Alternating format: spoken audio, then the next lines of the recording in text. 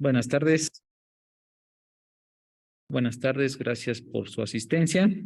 Vamos a dar continuidad a la programación de nuestro evento.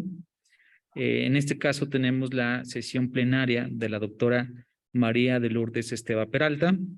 Ella está adscrita al Departamento de Matemáticas de la Facultad de Ciencias de la UNAM. La doctora María de Lourdes Esteva realizó sus estudios de licenciatura en Matemáticas en la Facultad de Ciencias de la UNAM, su maestría en Ciencias por la Universidad Rutgers de Estados Unidos y obtuvo su doctorado en Ciencias en el Centro de Investigación y Estudios Avanzados del Politécnico Nacional. Actualmente es profesora titular C en el Departamento de Matemáticas de la Facultad de Ciencias de la UNAM y sus áreas de intereses son ecuaciones diferenciales, sistemas dinámicos y biomatemáticas. La doctora Lourdes Esteva fue coordinadora en el posgrado de Ciencias Matemáticas y la especialización en estadística en la UNAM. Esto durante el periodo de 2012 al 2015. Actualmente forma parte del comité académico del mismo programa.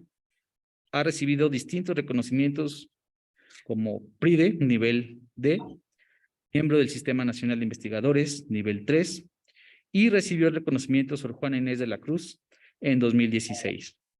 Ha publicado una gran cantidad de artículos en revistas indizadas de alto impacto y ha dirigido distintos proyectos de investigación financiados como modelación y control de enfermedades de transmisión vectorial, matemáticas de enfermedades infecciosas de contacto directo y vectorial, y modelación matemática de la epidemiología de enfermedades producidas por arbovirus.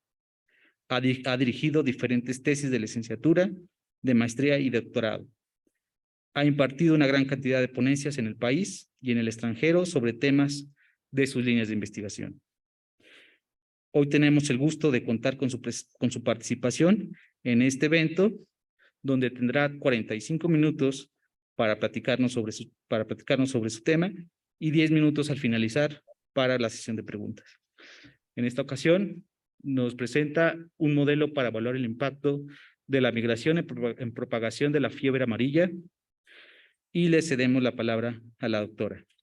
Adelante. Ok, pues muchas gracias. Agradezco mucho a los organizadores por haberme invitado a este evento y espero, bueno, pues que mi participación pues les sea de su agrado y que sea de utilidad.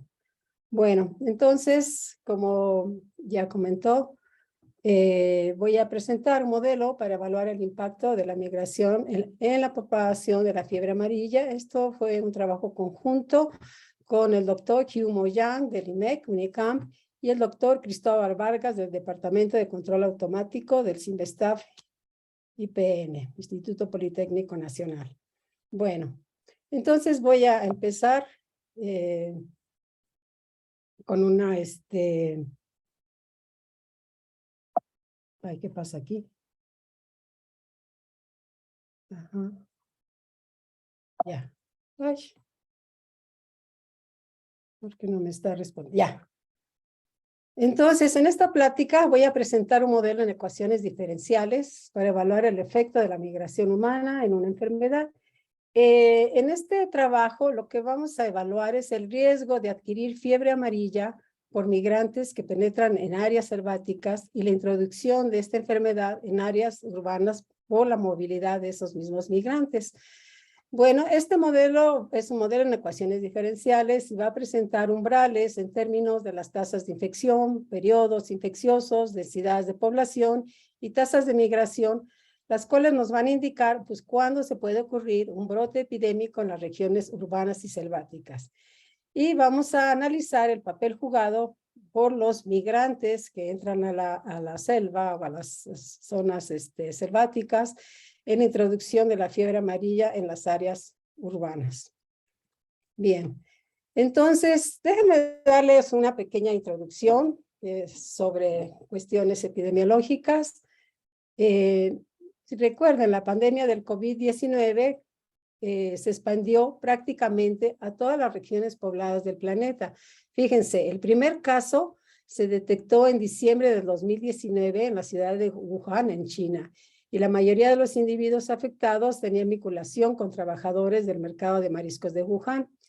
Entonces, la Organización Mundial de la Salud la reconoció como una pandemia el 11 de marzo del 2020 y para el día 4 de mayo de 2021 ya se tenían más de 149 millones de casos de la enfermedad en 255 países y territorios en el mundo y 3 millones, alrededor de 3.150.000 fallecidos. O sea, quiere decir que la enfermedad se distribuyó rápidamente, pues prácticamente por todo el mundo. Ahora, esto no es nuevo, ¿no? Tenemos desde la Edad Media, por ejemplo, la peste bubónica fue llevada a Europa desde Asia y produjo alrededor de 25 millones de muertes de una población que se estimaba en ese tiempo de 100 millones en la Europa del siglo XIV. También otro caso es el de la viruela que los conquistadores españoles trajeron a América, porque no había viruela en América. Y en 1520 los aztecas perdieron alrededor de la mitad de su población de 3,5 millones de habitantes debido a esta enfermedad. Dicen que la viruela fue la gran aliada de Hernán Cortés, ¿sí? Y otro caso también muy emblemático es la pandemia mundial de influenza de 1919, donde murieron aproximadamente 20 millones de personas en un periodo de 12 meses, más muertes que las producidas por la Primera Guerra Mundial de 1914 a 1918. Entonces, pues vemos que las enfermedades viajan rápidamente y cada vez más rápidamente, ¿sí? Y se expanden, ¿sí? Y debido pues a migraciones, al movimiento de las personas, se van expandiendo a regiones donde antes no existían. Así, por ejemplo, hace poco empezamos a tener nosotros aquí el Zika, el chikungunya, que vinieron del Asia y que antes no existían en América. Y eso es como de importación muy reciente. ¿Sí? Bueno, entonces voy a hablar un poquito ahora de qué es la fiebre amarilla.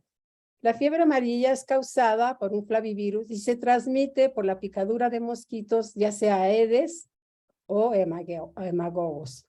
Es endémica en las zonas tropicales de África, América Central y América del Sur. Aparentemente en México no tenemos fiebre amarilla, pero sí tenemos un riesgo de que se introduzca viniendo del sur. Ahora, esta enfermedad puede ser muy grave. Hay una proporción de pacientes infectados que pueden presentar síntomas graves, son trastornos renales y hemorragias, y aproximadamente la mitad de estos casos fallecen. Estas epidemias de fiebre amarilla se producen cuando el virus es introducido por personas infectadas en zonas muy pobladas con gran densidad de mosquitos y la mayoría de la población tiene escasa o nula inmunidad por falta de vacunación. Sí hay vacuna contra la fiebre amarilla, pero muchas veces no se emplea adecuadamente o no se vacuna a la población. Se estima, la Organización Mundial de la Salud estima más o menos 200,000 casos de fiebre amarilla cada año, alrededor de unas 30,000 muertes, y gran parte de los casos ocurren en África. Como les comenté, existe vacuna contra la fiebre amarilla, pero muchas veces no llega a los lugares donde debe de aplicarse.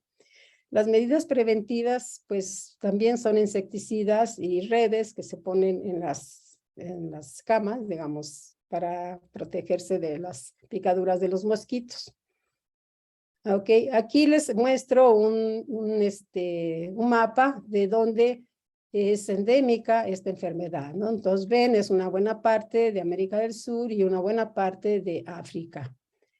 Ahora bien, esta enfermedad, la fiebre, tiene dos ciclos, ¿sí? Un ciclo selvático, que son mamíferos, principalmente primates y mosquitos hemagogos, que se llaman hemagogos, y un ciclo urbano, que son humanos y mosquitos Aedes aegyptis. Entonces aquí tengo el ciclo selvático, el mosquito infecta al primate, el primate al mosquito, otra vez al primate, etcétera. Y en algún momento dado, puede contagiar a los humanos y empezar un ciclo urbano, ¿verdad? Y entonces este humano infecta a la Aedes, que es el mosquito en el ciclo urbano, ¿sí? Y el mosquito al humano y así sucesivamente, ¿no? Hay otros, en África se tiene también un ciclo intermedio donde los mosquitos se alimentan en la selva y en las comunidades infectando tanto monos y humanos. Bien. Ahora, este trabajo surgió porque estuvimos leyendo casos de importación de fiebre amarilla a las ciudades, de gente como que iba a trabajar a la selva, ya sea porque estaban construyendo carreteras o lo que es, o simplemente por placer. Y nos llamó la atención. Y algo que también nos llamó mucho la atención es que realmente hace poco, durante 2016 y 2018, ocurrió una epidemia de fiebre amarilla, la más grande de los últimos años en Brasil, con más de 2,000 casos y 676 muertes. Esta epidemia fue originada por primates no humanos, de acuerdo a estudios genéticos y poblacionales, y además, al ver las series de tiempo de los casos confirmados, tanto en humanos como en primates, revelaron que los casos humanos aparecieron 4 días después de los casos en primates no humanos. Entonces, los primates, de alguna manera, los humanos se contagiaron con ellos. Parece ser, bueno, no, aunque no es muy seguro, que se llevó un mono de la selva, digamos, a un zoológico, ¿no? Entonces ahí fue como una migración de monos a la ciudad.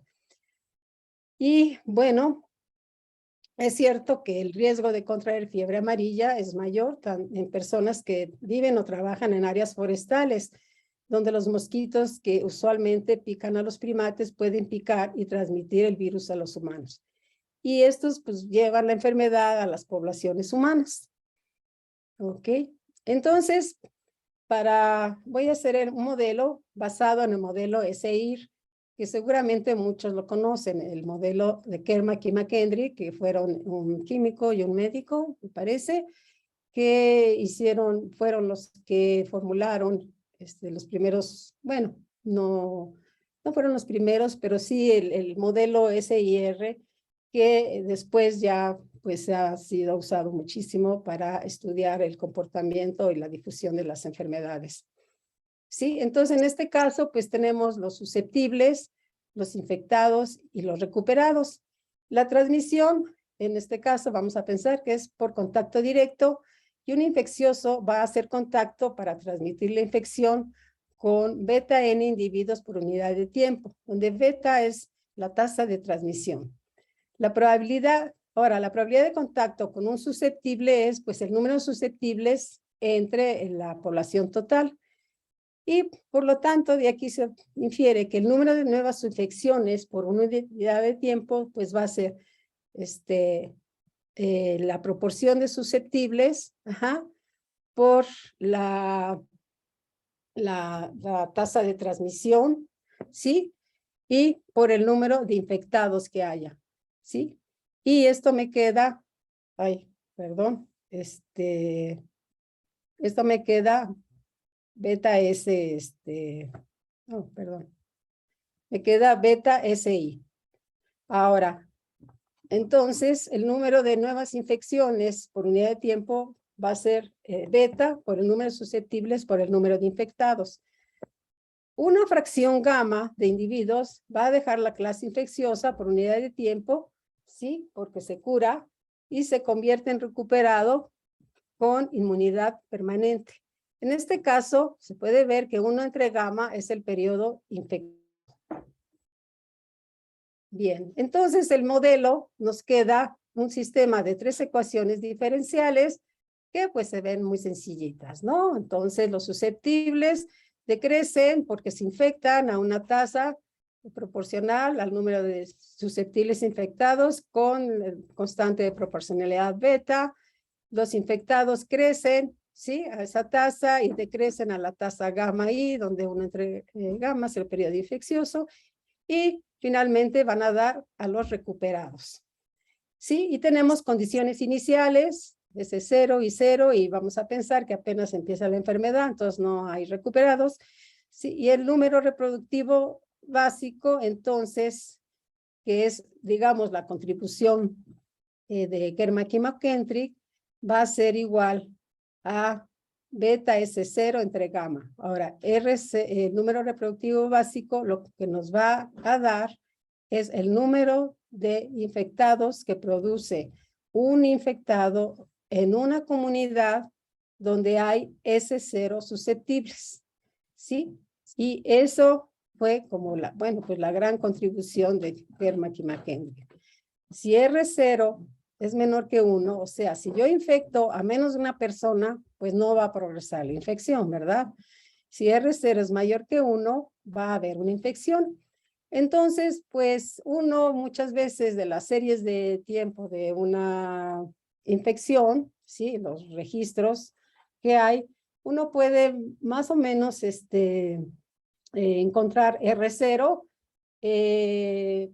pues porque este modelo, bueno, lo que se tiene es que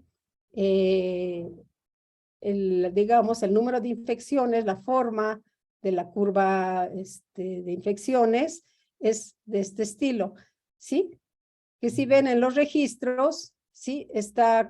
Se ve mucho este tipo de curvas, ¿no? O sea, empiezan las infecciones, crecen prácticamente de manera exponencial, llegan a un pico de saturación y después van acabando deslizándose lentamente, ¿no? Sí, y esto es un comportamiento muy típico en infecciones, aunque no siempre es así. Parece que en el caso de COVID no ha sido realmente muy claro si el comportamiento ha sido de esta forma, ¿no? Eso me imagino yo que tiene que ver porque estamos pensando que tenemos personas que infectan pero no son detectables, ¿no? Los famosos asintomáticos. Y eso hace que también la estimación pues no sea muy precisa. Bien, entonces, teniendo esto ya en mente, vamos a pensar ya el modelo tipo susceptible, infectado, recuperado, pero para las poblaciones de humanos urbanos, humanos migrantes y primates, que los voy a denotar por NU, N sub M y N sub W. Ahora voy a trabajar con proporciones y voy a decir que SU, IU y ZU es la proporción de humanos susceptibles y humanos infectados y humanos recuperados. Análogamente, SM y MZM, la proporción de migrantes susceptibles, migrantes infectados y migrantes recuperados, y SW y WZW, proporción de primates susceptibles, infectados y recuperados. Por V mayúscula U y V mayúscula W son los vectores en los hábitats urbanos y silvestres, ¿no? O sea, el número digamos, la cantidad de mosquitos que hay tanto en la ciudad como en la selva. Y YU, YW van a ser las proporciones de vectores infectados en área urbana y silvestre respectivamente. ¿Sí? Bien. Ahora, los parámetros que vamos a tomar, pues vamos a tomar parámetros demográficos que van a ser la tasa de mortalidad de primates, que la voy a anotar por mu-W, y la tasa de mortalidad en humanos, que la voy a anotar por mu-U. Delta va a ser la proporción de humanos que viajan a la selva por unidad de tiempo, ¿sí? ¿Cuántos migrantes van a trabajar o, por ejemplo, si hay una obra en una región selvática, no sé, Tren Maya, digamos, pues cuántas personas, sí, que viven en la ciudad están yendo a trabajar ahí, ¿no? Y por día, digamos, ¿no? Epsilon es la proporción de humanos que regresan de la selva por unidad de tiempo. Por ejemplo, esas personas que trabajan en la selva, pues lo hacen entre semana, a lo mejor ahí se quedan, pero fin de semana regresan a sus casas, ¿no? Sí, y entonces ahí, pues es donde pueden ellos, sí, es que llevan la enfermedad, contagiar a las personas en un sector urbano, ¿no?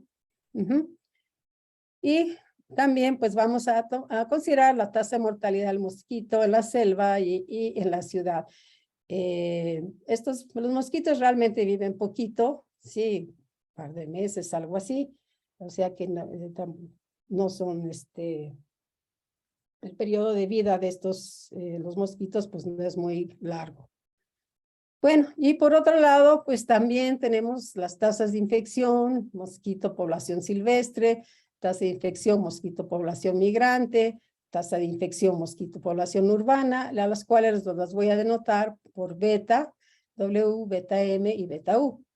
Y también, por otro lado, la tasa de infección población silvestre, bueno, vamos a pensar en primates, changos, a los mosquitos y tasa de infección población migrante mosquito, tasa de infección población urbana mosquito y las definimos como alfa W, alfa M y alfa U, así las denotamos. Y finalmente tasas de recuperación primates, gamma W y gamma U, tasa de recuperación humanos. Ok, entonces hasta aquí me siguen. Bien. ¿Sí? ¿Hay alguna pregunta? Bien. ¿Sí?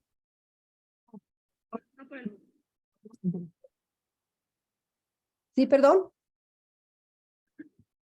No hay preguntas, adelante.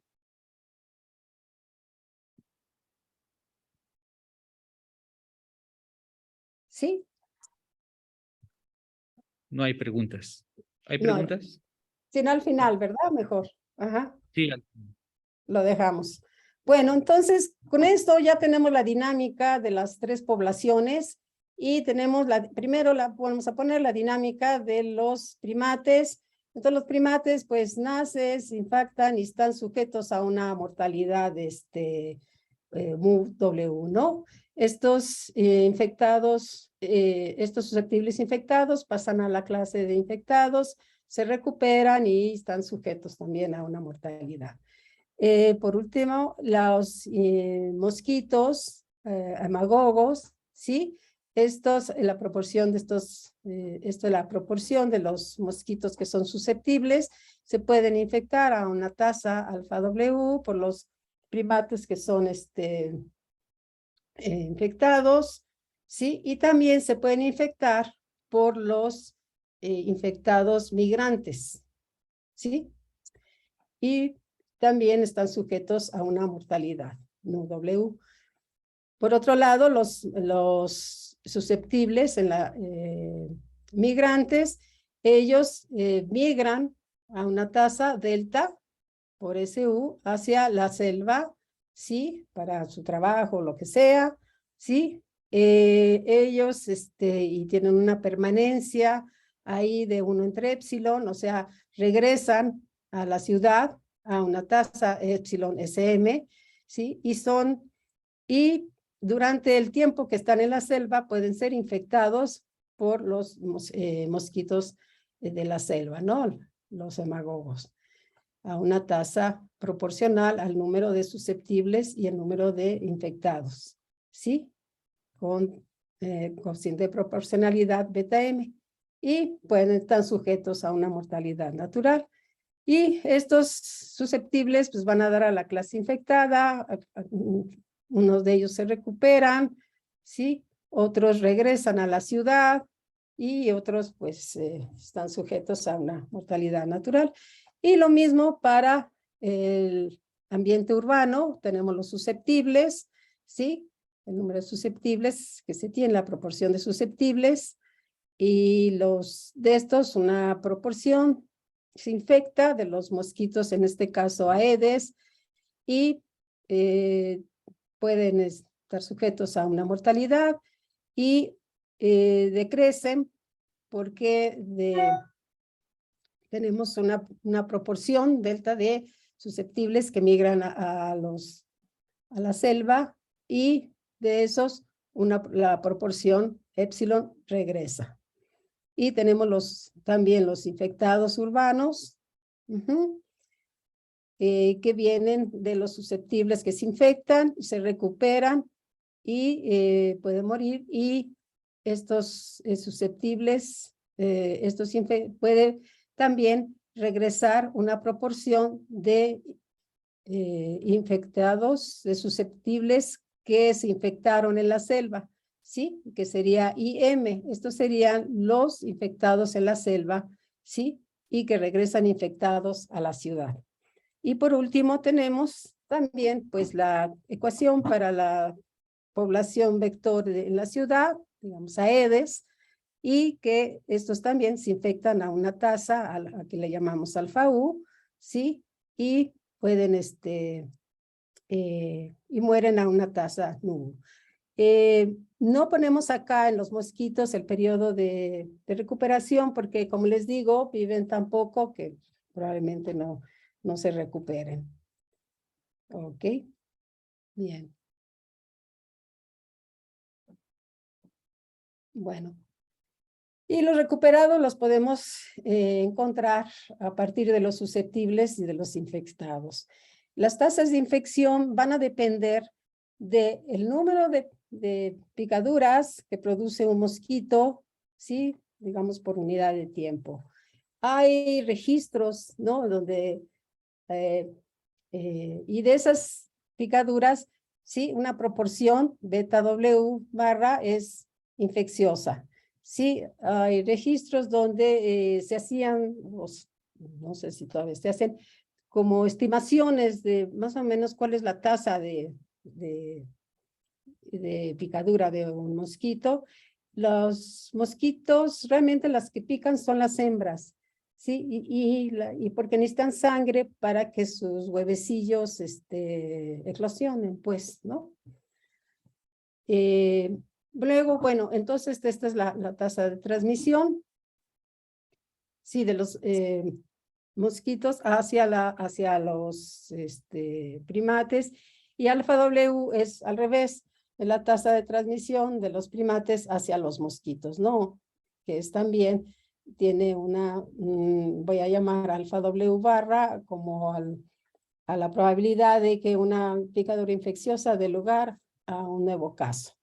Y análogamente tenemos las tasas de infección para los migrantes, beta M, alfa M, en este caso, y la tasa de transmisión en el ciclo urbano, beta U y alfa U, pues va a ser igual al producto, sí, de las tasas de picaduras de los mosquitos, en este caso Aedes, sí, por la probabilidad de transmisión, sí, por la cantidad, la proporción de mosquitos que hay en la población urbana, que en este caso será NU menos NM, sí, que son los que se fueron a la selva. Y lo mismo, aquí tenemos la tasa de transmisión hacia los mosquitos, que va a ser el número de picaduras que produce el mosquito por la tasa de transmisión, por el número de contactos entre la población urbana, ¿sí? La proporción de la población humana, ¿no? ¿Sí? Bueno, entonces, ya teniendo nuestras variables definidas, vamos a buscar entonces los equilibrios del sistema. Entonces, de este sistema de ecuaciones queremos ver pues cuál va a ser su comportamiento cualitativo, y entonces recuerden estos equilibrios se encuentran igualando las ecuaciones del sistema cero. Entonces siempre buscamos nosotros en epidemiología el equilibrio libre de enfermedad, las condiciones para que haya ese equilibrio. Esto es, no hay infectados. Queremos ver, pues cuál va a ser la condición para que no haya infectados. En este caso, el equilibrio libre de enfermedad es P0, ¿sí? que tenemos acá. Aquí estos son la proporción de migrantes, ¿sí? La proporción de personas en la ciudad y esta es la proporción de migrantes, perdón, proporción de migrantes en la selva y esta es la proporción de migrantes que regresan a la ciudad, ¿no? Y tenemos entonces para el estudio de este tipo de problemas, pues como comenté al principio, el número reproductivo básico R0, ¿sí? Este es el que nos va a decir si la infección va a progresar o no. Como les había comentado, es el promedio de casos secundarios generados por un infeccioso en una población de susceptibles durante su periodo infeccioso, ¿sí? Ahora, en este caso, pues está más complicado, ¿verdad? Encontrar el R0. Y digamos, Odo Dickman, el doctor Odo Dickman y el doctor Hesselvik dieron una manera de encontrar este R0. Y este R0 va a ser el radio espectral, o sea, el valor propio más grande del operador de la siguiente generación. Sí, este operador es la multiplicación de dos matrices. La matriz K, que es la matriz de infección, y T, la matriz de transición, o sea, el periodo infeccioso, pues, ¿no? Ok, entonces, pueden esto ustedes verlo, una reseña pues bastante buena en el trabajo de Pauline van den Driesch y J. Wormuth de 2002 en Mathematical Bioscience, ¿sí? Y ahí más o menos describen, o sea, cómo se lleva a cabo digamos, la construcción del número reproductivo básico. De hecho, esto fue la tesis doctoral de Hesselvik, que era estudiante de Odo Dickman, ¿no? Y se popularizó mucho la forma de encontrar R0 de esa manera. Bien. Bueno, en este caso particular, la matriz de transmisión, ¿sí? Es la matriz de infección, perdón. La matriz de infección consta de estas tres matrices. Una que toma cuenta del ciclo epidemiológico en la foresta, ¿no? Donde están los primates, ¿no? Entonces, por ejemplo, esto sería el número de infecciones que produce un primate en la población de primates. Pues ninguna, ¿no? Acá es la cantidad de infecciones que produce en los mosquitos en los primates. Sí, la transmisión, beta W. Y acá es 0, porque es en los migrantes. Y así con los otros renglones, aquí sería pues, la cantidad de infecciones que producen los primates en los mosquitos, o sea, la transmisión, alfa W, ¿sí? Acá, aquí es 0, porque los mosquitos no infectan a mosquitos, ya que sería alfa M, y también tenemos que considerar la parte de la migración, ¿verdad? Aquí sería esta K2 nos daría el ciclo urbano, ¿sí? Porque la cantidad de infecciones que produce un humano en un humano, pues ninguna, ¿no? O sea, los coeficientes de transmisión, ¿sí? Y acá sería los que produce en una población de citadinos, quitando a los que se fueron, ¿no? Es que esta sería la población citadina, pensando en la migración de personas hacia la selva. Y acá tenemos también la tasa de infección de humanos a mosquitos, que sería alfa U, y de mosquitos a mosquitos 0. Y también tenemos otra matriz K3, que está aquí, que esta matriz le tiene que ver pues con la transmisión de los infecciosos que ya migran a la ciudad, ¿no? El aumento, o sea, llegan y ellos empiezan a infectar. Bien. Y la tasa de transmisión simplemente son los inversos de los periodos, ¿no? Tanto infeccioso como periodos de vida. Bien, entonces, tomando esto, pues vamos a tomar K por T a la menos 1 y la ecuación característica de esta matriz, bueno, después de varios cálculos se puede ver que es el producto de estas dos ecuaciones, esta ecuación cúbica y esta ecuación cuadrática. Entonces tenemos, de aquí obtenemos que los valores propios, bueno, quitando al cero, obviamente, están dados por precisamente los números reproductivos básicos, ¿sí? En el área urbana, ¿sí? Multiplicadas por la población, ¿sí? Que hay en el área urbana, el número reproductivo básico de los migrantes, ¿sí? Multiplicadas por la cantidad de los migrantes que hay en la zona, en la zona selvática, y el número reproductivo básico en la zona selvática entre los primates, ¿no? Entonces, esta va a ser los valores propios de esta ecuación característica, y R0 pues tiene que ser el máximo entre RU y R0S, ¿no? Sí, porque R0S es el número reproductivo básico en la selva, o sea, ¿qué tantos se infectan? O sea, ¿qué tanto un infectado produce en la población migrante? ¿Sí? O sea, un mosquito infectado produce en la población migrante y más todos los que produce en la población selvática.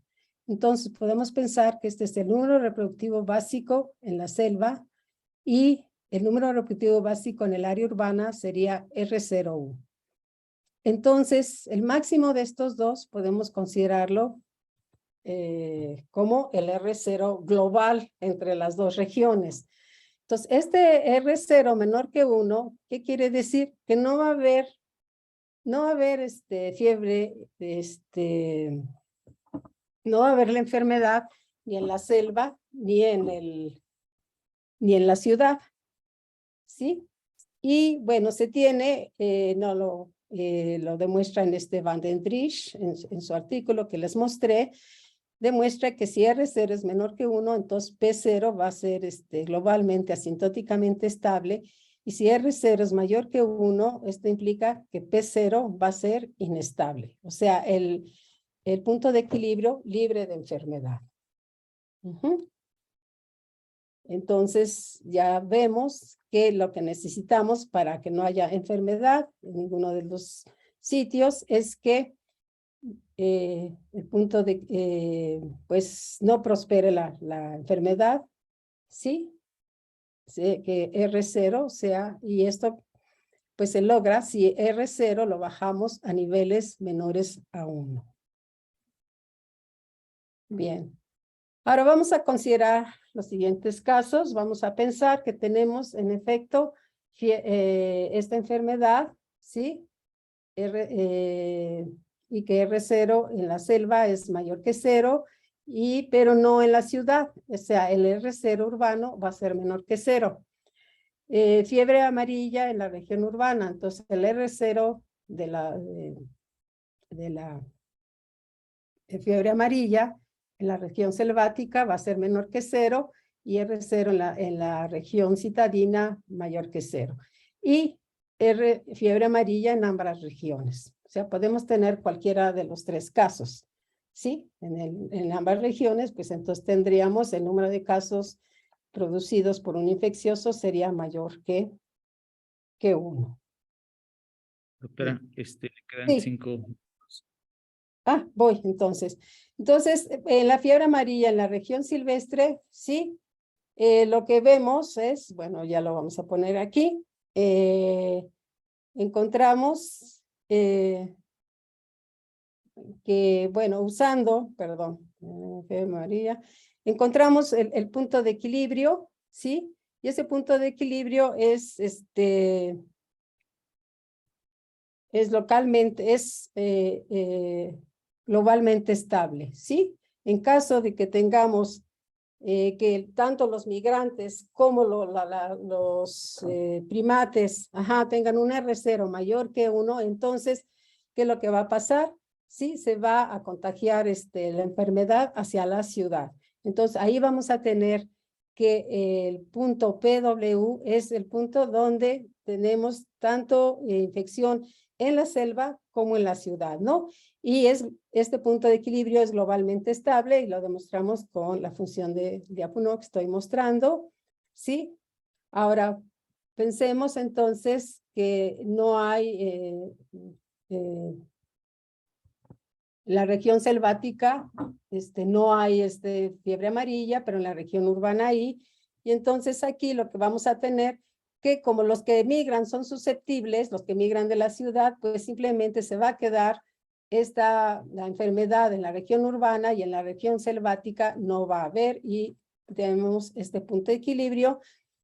Y también tenemos que este punto de equilibrio es globalmente, asintóticamente estable usando una función de Lyapunov tipo Go de este estilo, ¿sí? Y encontramos entonces que todas las condiciones iniciales tienden al punto de equilibrio endémico. Y por último, el caso donde tenemos ambos R0 mayores que 1, ¿sí? Entonces, podemos pensar que pues, el número de migrantes ya no afecta a la transmisión de la enfermedad, y entonces tenemos la enfermedad en ambos lados, ¿no? Y entonces, y también podemos calcular nosotros el riesgo de adquirir fiebre amarilla en una región selvática endémica. Este riesgo está dado pues, por la cantidad de picaduras que produce un infeccioso mosquito, un mosquito infeccioso, durante el periodo que permanece un migrante en la selva, que es 1 entre epsilon. Entonces, es esta cantidad, ¿sí? Y usando ciertos parámetros que encontramos en la literatura y otros estimados, tenemos entonces, hicimos algunas simulaciones numéricas y encontramos, por ejemplo, si tenemos que la proporción de migrantes que va es 0.02, o sea, digamos, y todos regresan a la ciudad, vamos a tener entonces con los valores que dimos, un R0 urbano de 1, un R0 migrante de 0.08 y un R0 en la selva de 11.5, muy alto, y el riesgo de adquirir la infección va a ser 0.01. Entonces aquí tenemos como el número de susceptibles y el número de infectados, ¿sí? De los primates, ¿sí? El número de infectados en los migrantes, ¿sí? Y el número de infectados en el ciclo urbano. Ahí en el ciclo urbano el R0 es muy pequeño y sí tenemos un pico epidémico precisamente producido por los migrantes que están regresando, pero es muy bajito, ¿sí? Y tiende a desaparecer. En cambio, si tenemos un número mayor de migrantes, 0.35, y tenemos un riesgo mayor, que es 0.004, aunque tengamos un número reproductivo básico en la selva, sí, vamos a tener que el número reproductivo en la ciudad aumenta 1.4 y vamos a tener entonces infecciones más grandes, acá digamos con picos más grandes, aunque se ve más chiquito que la gráfica anterior, pero aquí es de 0.01 y al otro era 0.004 o algo así, ¿no? Entonces, esto nos dice que, pues, digamos, la introducción a las zonas selváticas sin cuidado, ¿sí? Pues aumenta mucho el riesgo, ¿sí? De que haya una, digamos, epidemia de esta enfermedad de fiebre amarilla en la ciudad. Entonces, en resumen, formulamos un modelo de ecuaciones diferenciales para evaluar la introducción de la fiebre amarilla proveniente de regiones silvestres hacia las ciudades.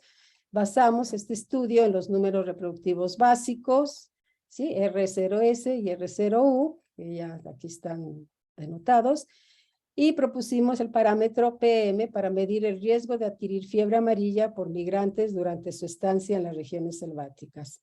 Las conclusiones, pues, son de que, bueno, un factor importante en la distribución y persistencia de enfermedades ha sido la migración humana y que permite esta migración a los patógenos invadir lugares donde la enfermedad podría no existir si estuvieran aislados. Y actualmente pues ya se vio que las enfermedades viajan muy rápido debido a los grandes movimientos urbanos y es necesario llevar a cabo medidas eficientes para controlar que invadan territorios donde no había la enfermedad. Y en particular las enfermedades de transmisión vectorial se han expandido debido a la migración de humanos, animales e insectos, como hemos visto con el Zika y el chikungunya. Y México, por un lado, pues se supone que no tenemos fiebre amarilla, se supone, pero está muy interconectado con Sudamérica, por lo tanto, yo creo que se debe reforzar el sistema de vigilancia epidemiológico para detectar a tiempo una eventual epidemia de esta enfermedad y ejercer acciones para limitar su reputación. Tenemos la referencia a este artículo que, y también pues se tiene este artículo que es interesante de cómo ellos tienen un modelo para las epidemias. Y pues muchísimas gracias por su atención y espero que, bueno, que les haya servido la plática.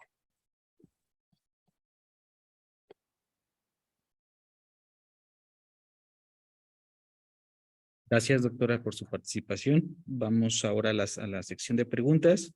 Sí. Aquí los asistentes levanten la mano si tienen preguntas y recuerden que en los que se encuentran en la plataforma hay dos opciones, la sección de preguntas y respuestas y también pueden levantar la mano. Acá.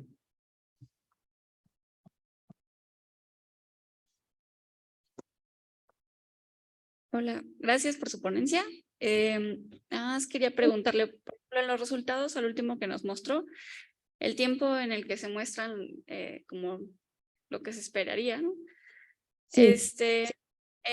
Por ejemplo, no se hizo un análisis a nivel como, o sea, que el tiempo sea semanal, o sea, porque no conozco bien cómo funciona la anomalía, sí. pero supongo que es como de un periodo de incubación de 15 días o no sé, algo así, ¿no? Sí, bueno, algunos son en días y otros en meses, ¿no? Por ejemplo, las tasas de mortalidad y las de recuperación están en meses, aquí les estoy enseñando, y bueno, en realidad aquí, si ves, todas son en meses, ¿no? Okay. Sí, sí. Muchas gracias. Ajá. ¿Más preguntas?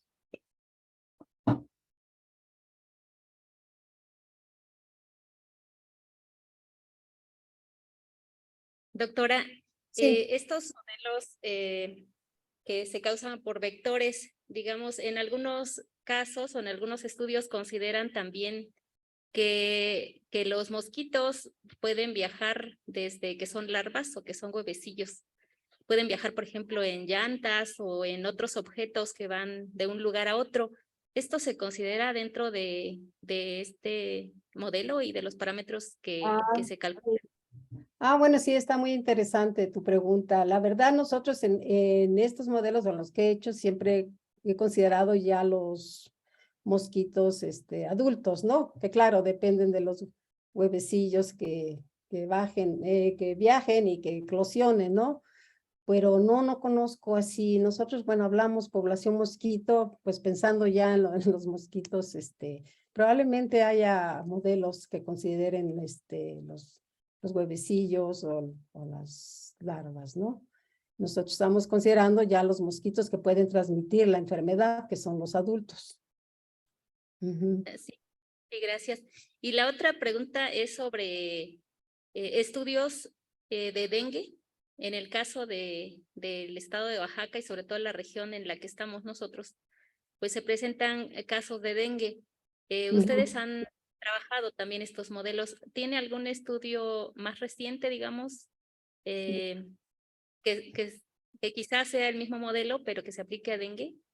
A dengue, sí, bueno, no es tan reciente, pero eso fue ahora sí que mi tesis de doctorado, sí, aplicado al dengue. No sé si podría como, no sé si me escribes, pues mandarte estos artículos.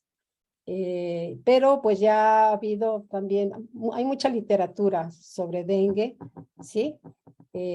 Porque bueno, es pues, prácticamente endémica en muchos lugares tanto del país como de otros países, ¿no? Entonces, pues te puedo mandar si me mandas tu correo, artículos donde se vea más o menos, digamos, modelos y cuestiones un poquito más aplicadas. Gracias, doctora. Y la última pregunta es sobre los parámetros. Dijo que Sí, varios de ellos estaban en la literatura. ¿Cómo cuántos ustedes tuvieron que calcular y que no estuvieran en la literatura? a ver si tengo, ajá, no, voy tranquilo más adelante. Ah, acá está. Sí, por ejemplo, aquí estamos diciendo mortality, es que no lo puse porque no me cupo, pero déjame ver, aquí tengo el escrito, pero creo que por ejemplo, los parámetros de migración, pues sí, aquí estuvimos jugando con ellos, ¿no? Pero el periodo de recuperación, la tasa de mortalidad, los coeficientes de transmisión también están medidos ya. Te digo que han hecho estudios para ver cuándo pueden transmitir esta enfermedad. También para las betas, también pues se tiene más o menos el periodo de vida de los mosquitos, la esperanza de vida de los humanos, digamos, y y las tasas de picadura también se tienen. Entonces, aquí lo que tomamos como variable, pues fueron las tasas de migración, ¿no? Que era como con lo que estábamos más o menos, de alguna manera jugando, pues, ¿no? Y los otros más o menos fijos, déjame ver acá en lo que tengo. Ay, ¿dónde quedó? Espérame a ver. Gracias, no, no se preocupe. Nada más quería saber si eran muchísimos los que no conocían o no. No, sí, a ver, déjame ver.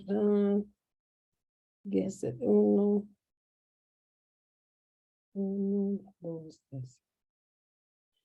Alrededor de estos, pues las tasas de migración,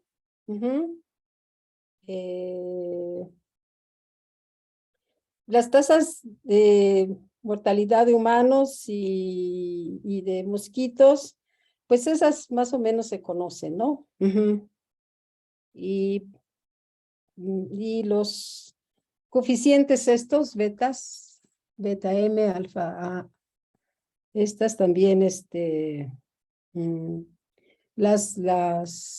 estas tasas, sí las estuvimos cambiando, ¿sí?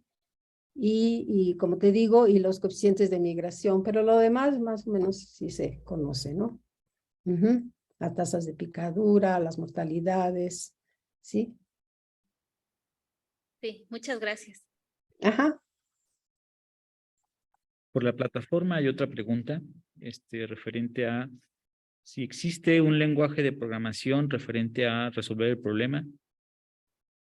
¿En qué sentido un lenguaje de programación? Oh, bueno, lo que hacemos son las simulaciones numéricas, pues sí, podemos usar las plataformas MATLAB, o si queremos ver un poquito más, por ejemplo, con teoría de control, si queremos tener